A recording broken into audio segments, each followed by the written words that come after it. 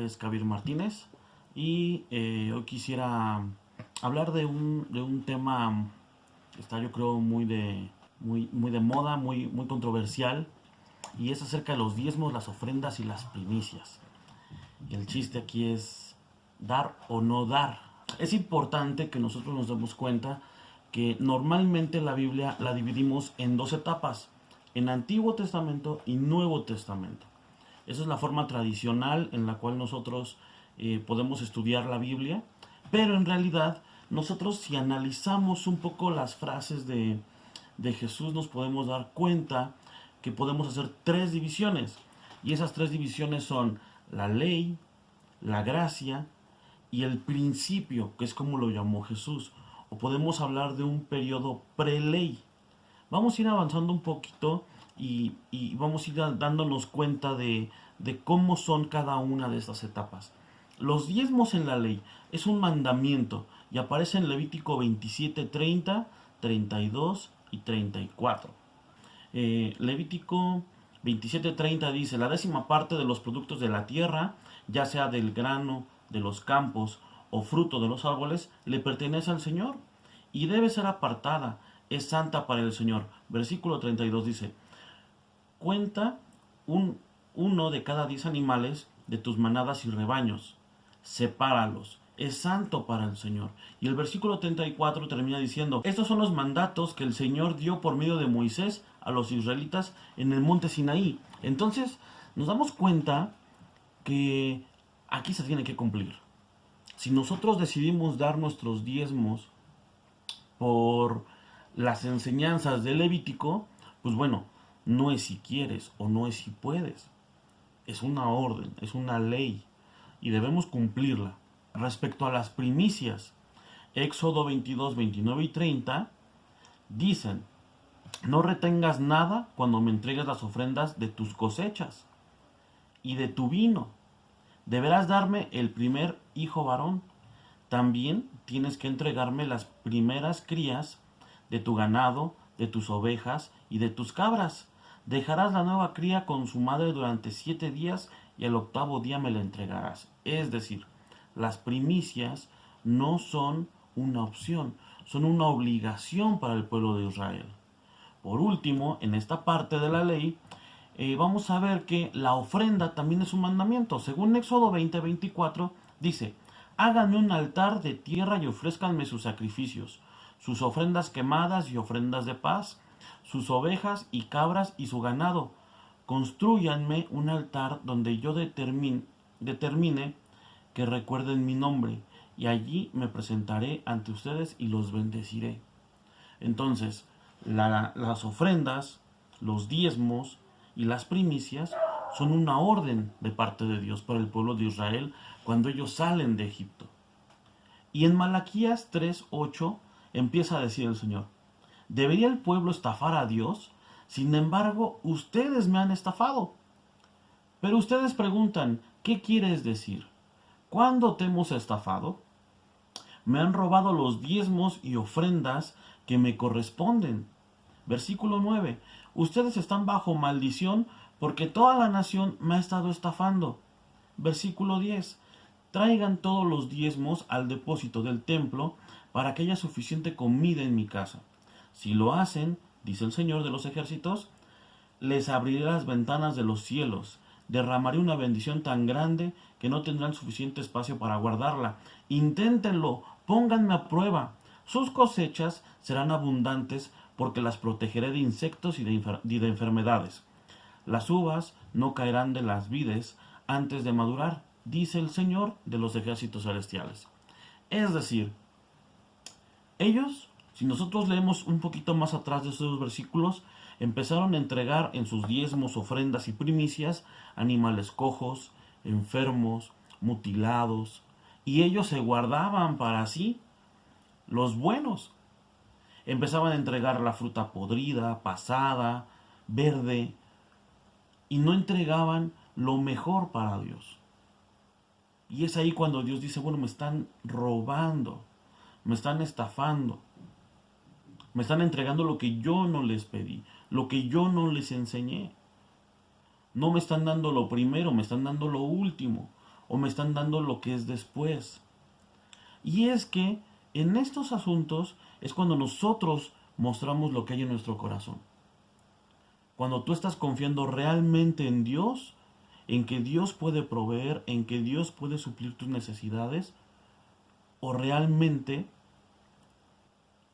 estás confiando en el dinero, en tu ingreso, en tu salario, en tus ventas, en tus clientes. ¿Sí? Ahora, los diezmos en la gracia, que es a partir de Mateo hasta Apocalipsis. En Hebreos 7:8 dice, los sacerdotes que reciben los diezmos son hombres que mueren. Aquí es importante notar el verbo en el que está conjugado el enunciado. Dice, los sacerdotes que reciben los diezmos. No dice que recibían, es decir, es un estatuto vigente el día de hoy todavía. En este caso ya no tenemos sacerdotes como tales, ahora les llamamos pastores. Los pastores que tenemos reciben los diezmos y son hombres que mueren. Así que Melquisedec es superior a ellos, porque se nos dice que sigue viviendo. Ahora, Jesús es nuestro supremo sacerdote, y si nosotros seguimos leyendo en Hebreos, dice que Jesús llegó a ser sacerdote, era un sacerdote conforme a la orden de Melquisedec. Y Melquisedec no es un sacerdote descendiente de Aarón. Melquisedec aparece muchísimo antes. Entonces, si Jesús es un sacerdote conforme a Melquisedec, nosotros tenemos que seguir entregando nuestros diezmos, nuestras ofrendas y nuestras primicias. Ahora, ¿quién representa a Jesús para nosotros en nuestra congregación? Los pastores. Vamos a seguir avanzando un poquito más. Dice, las ofrendas según la gracia vienen en Hechos 2, 44 al 45. Y dice, todos los creyentes se reunían en un mismo lugar y compartían todo lo que tenían. Vendían sus propiedades y posesiones y compartían el dinero con aquellos en necesidad. No hay un monto en específico. Muchos se basan en decir que a partir del Nuevo Testamento, a partir de la gracia, ya no hay que dar diezmos. Bueno, si ya no quieres dar tus diezmos, tendrías que entregar todo lo que tú tienes. Vender tu casa, vender tu coche, entregar tu sueldo. ¿Y qué pasaba con esto? Simple y sencillamente que todo lo que se juntaba se repartía en partes iguales entre todos los miembros de la congregación. Entonces todos tenían parejo y nadie era pobre. Hoy en día dudo que muchos estén dispuestos a hacer este acto de bondad. Ahora, ¿tendrías que hacerlo? No necesariamente. En Corintios nos habla acerca de cómo nosotros podemos dar. Segunda de Corintios 16, 1 al 4 dice, ahora quiero que sepan, amados hermanos, lo que Dios en su bondad ha hecho por medio de las iglesias de Macedonia.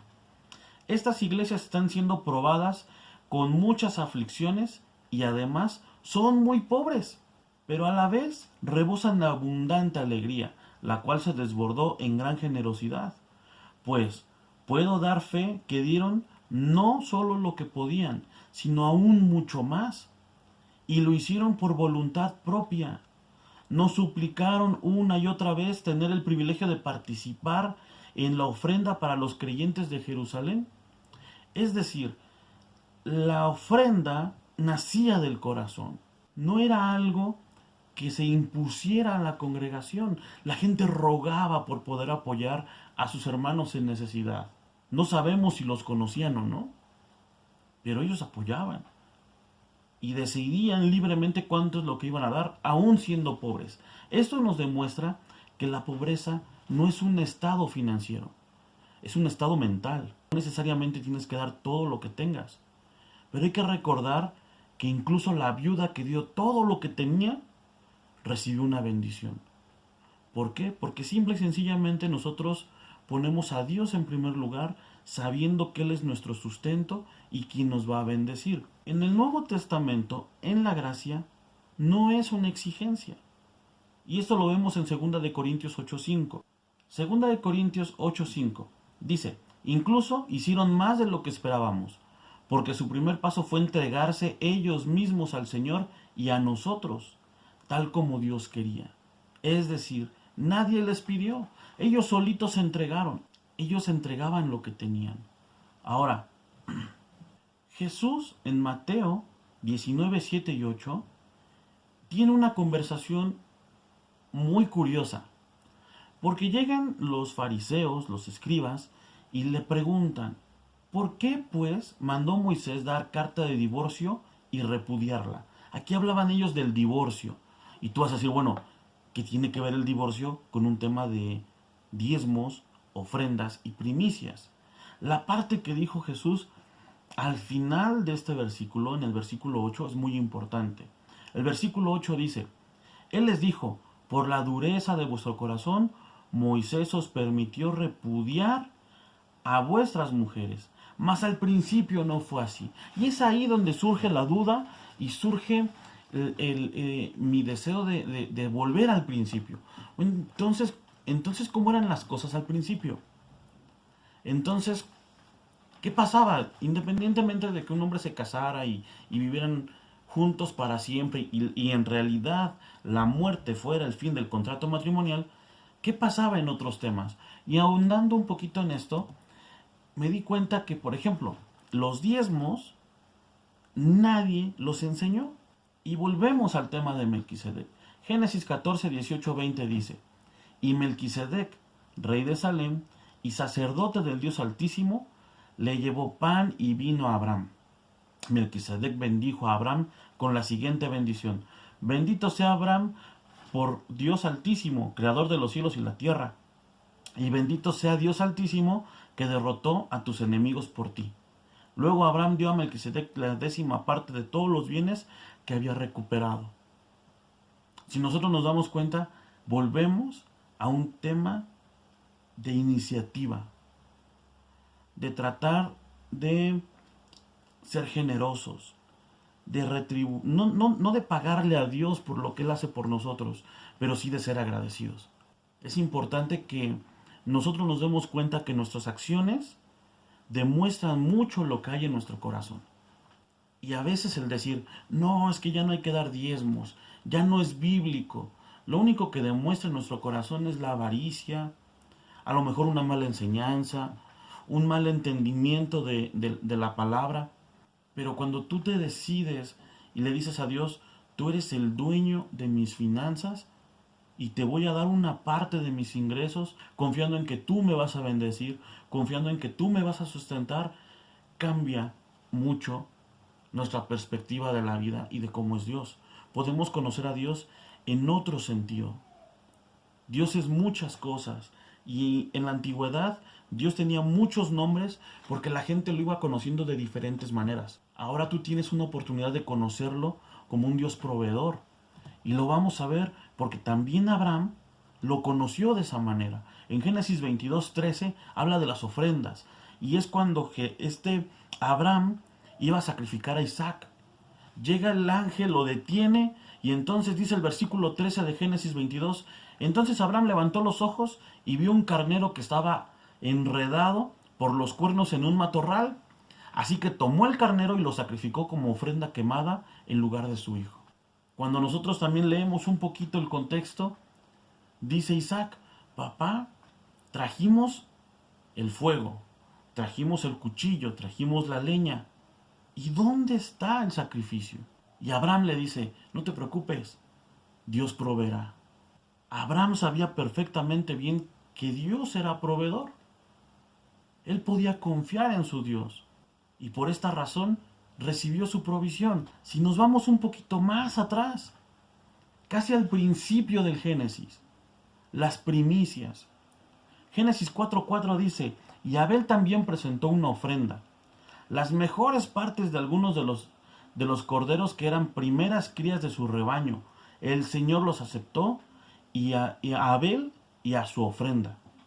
Nadie le dijo a Abel.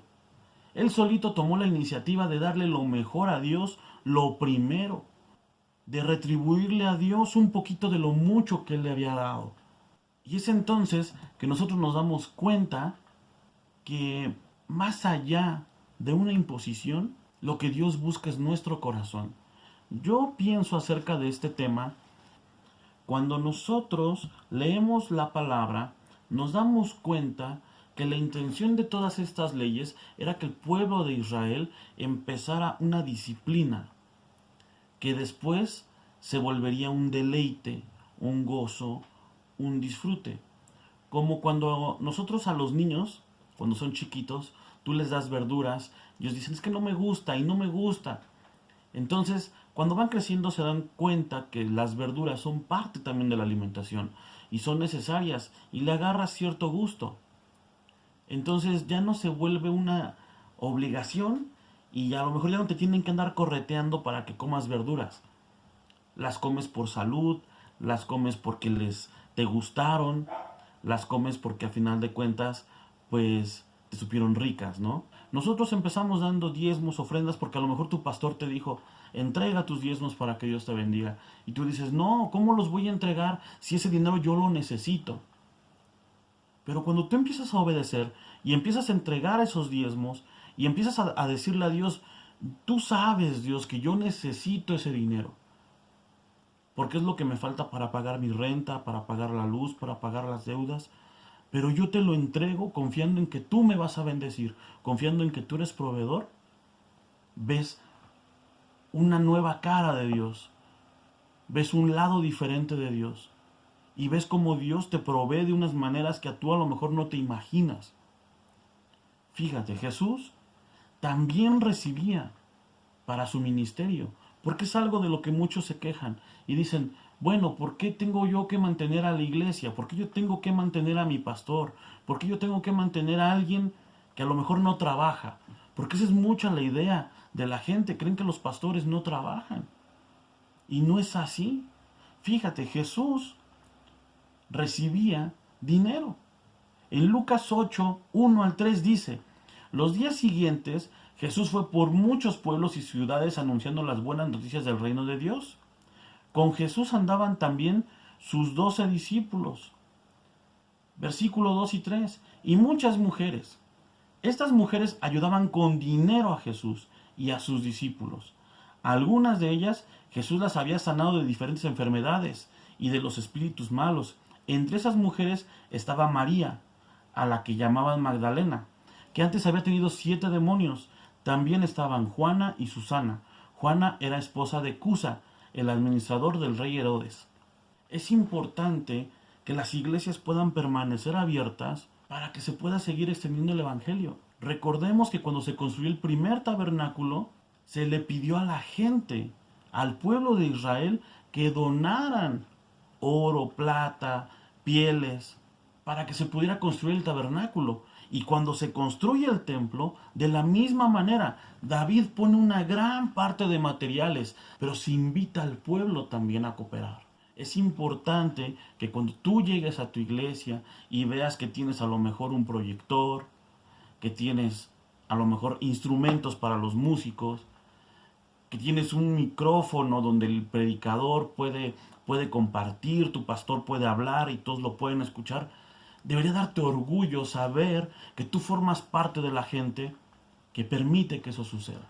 Dios puede proveer de cualquier lugar, pero nos da a nosotros el privilegio de poder ser parte de lo que se está logrando en la iglesia. Yo sé que hay congregaciones muy pequeñas, donde a lo mejor no hay micrófonos, donde a lo mejor no hay instrumentos musicales, donde a lo mejor no hay, a lo mejor ni un púlpito, donde tal vez no tienen lo más indispensable. Es ahí donde tú podrías ser la punta de lanza para que esa iglesia empiece a prosperar en lo material.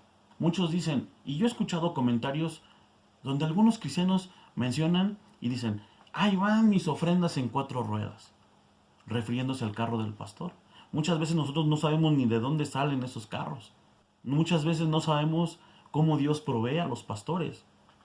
Y es importante que tú te acerques a tu pastor para que te cuente los testimonios y sepas cómo lo bendice a él, porque de esa manera Dios te va a bendecir a ti. Si tú permites que en la casa de Dios haya alimento, va a haber también alimento en tu casa.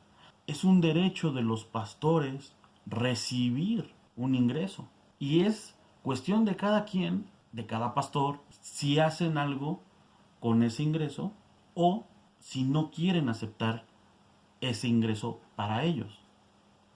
En 1 Corintios 9:3 empieza Pablo a explicar acerca de esto. Versículo 3 dice: y a los que discuten conmigo, yo les respondo que Bernabé y yo también tenemos derecho a recibir comida y bebida por el trabajo que hacemos. No se refiere al trabajo secular, se refiere al trabajo que están haciendo con la congregación, de enseñarles, de discipularlos, de corregirlos, de animarlos, de orar por ellos. Versículo 5 dice: también tenemos derecho a que nuestra esposa nos acompañe en nuestros viajes.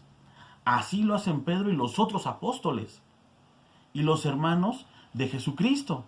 ¿Acaso Bernabé y yo somos los únicos que estamos obligados a trabajar para vivir? Y es que hay que recordar que Pablo trabajaba construyendo carpas para tener ingresos. No le pedía a sus congregantes, pero él aquí sigue explicando en el versículo 17.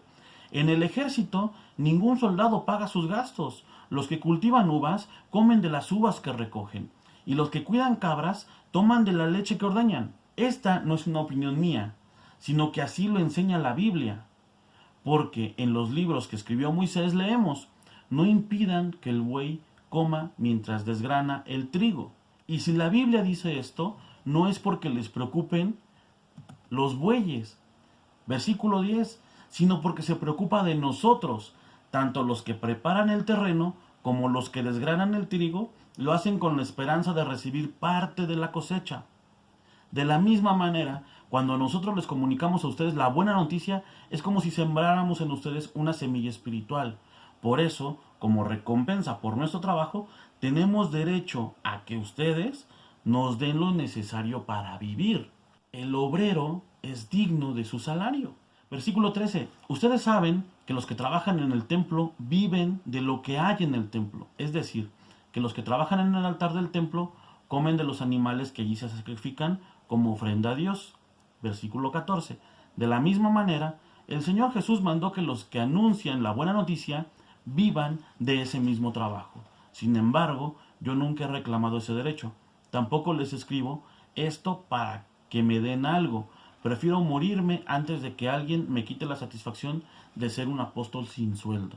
Y esto no es para que a partir de ahora digamos: no, entonces los pastores tienen que trabajar y conseguir su salario y no depender de los diezmos y las ofrendas. No. Volvemos otra vez. Los diezmos y las ofrendas sirven para que la iglesia siga abierta y más gente se siga salvando. Pero también sirven para que los ministros, los pastores, tengan un sueldo y puedan vivir, ellos y sus familias. Es triste que los cristianos que tienen más tiempo en el Evangelio sean los que más se rehúsan a dar. Normalmente la gente que no quiere dar diezmos, ofrendas o primicias son los que nunca dan. Entonces, no permitas que tu vida se vea estancada por esta situación. La palabra dice que Jesús pagó todas nuestras deudas. En algún momento yo recuerdo que me enseñaron que si yo no daba mis diezmos, no daba mis ofrendas, yo era deudor de Dios, así como lo menciona Malaquías. Pero si Cristo ya pagó todas mis deudas, ¿cómo voy a seguir siendo deudor? Ya no es así. Es más, yo te diría, si no quieres dar tus diezmos, no los des. Si no lo vas a dar con alegría, no lo des. Recuerda, Dios bendice al dador alegre. También si vas a probar a Dios y vas a decir: bueno, Dios, te voy a dar los diezmos, que es un trato entre tú y Dios, y pruébalo. Y verás que Dios te va a proveer y te va a dar más de lo que incluso tú diste en tus diezmos, en tus ofrendas o en tus primicias. Pero pruébalo. Todo lo que yo trate de traer en estos videos, por favor quiero que tú lo corrobores en tu Biblia y te des cuenta si está bien o está mal. Y cualquier enseñanza que recibas debe ser comprobada a la luz de la palabra. Esa es nuestra responsabilidad como cristianos. No nada más creer la enseñanza, porque todos nos equivocamos. No somos perfectos y no lo sabemos todo. Y a veces por más que nos esforzamos en enseñar algo, en poderlo dar lo mejor posible, pues a veces podemos caer en alguno que otro error. Pero en este caso, los diezmos y las ofrendas es muy importante para tu crecimiento espiritual, porque al darlos vas a poder confiar cada vez más en Dios y vas a poder saber que realmente Dios te respalda. Y al dar tus diezmos y ofrendas, vas a poder comprobar, vas a poder ver que Dios es realmente fiel, que Dios nunca te va a dejar.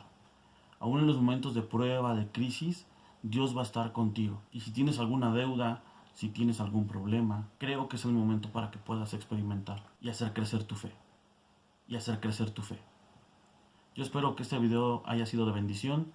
Te mando un fuerte abrazo, un saludo. Que Dios te bendiga mucho. Trataré de tener un video cada semana. Vamos empezando con este proyecto, pero espero que este tema haya sido de bendición. Espero haberte ayudado a resolver algunas dudas. Que Dios te bendiga mucho y nos vemos pronto.